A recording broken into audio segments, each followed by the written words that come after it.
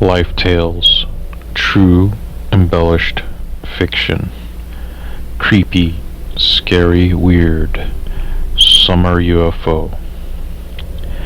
I remember an experience when I was in elementary school during a rather odd stormy summer in California. I kept seeing many strange objects high in the sky amongst the storm clouds, and knew it was not jets, clouds, or lightning.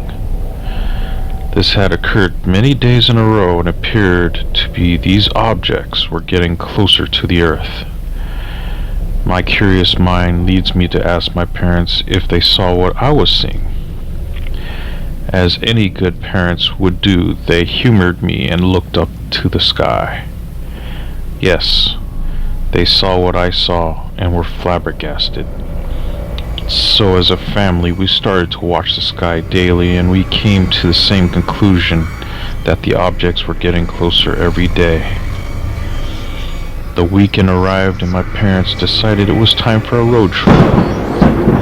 This was a common activity for my family, as my parents wanted me to have many life experiences as possible, and this was an economical way to do it. As we drove along, we noticed the objects in the stormy sky still, and it was been hours since we left home. Then, when we neared major cities, the objects seemed to disappear, and we became at ease. As it became twilight, just before dusk, while traveling down a remote part of Carson Pass Highway, heading towards Lake Tahoe, we saw a bright light in the low sky. The light got alarmingly closer and closer. We had nowhere to go but forward. Popping out into the clear and dreadfully close was a UFO lined with red lights. Suddenly, we had to turn and take a dirt road to avoid a tree blocking the highway.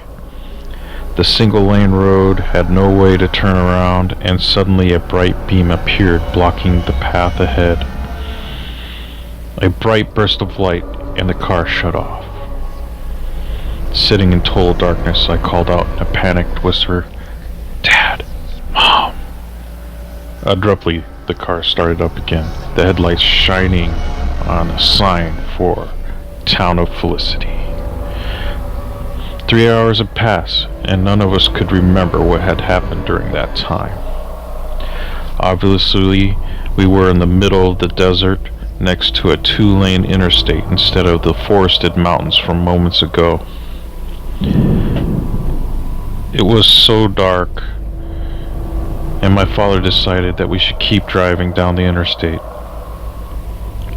We shortly arrived in Yuma, Arizona, easily 10 hours away from where we were 3 hours ago. Dazed and confused, we all just checked into the first motel we could find. We never discussed that night again, or ever went on another road trip. I, however, discovered years later that the town of Felicity was designated the official center of the world, a fact which sent my mind on a spin. If you like this story, or would like to hear other stories, please subscribe. Send me messages on anything you want to hear about.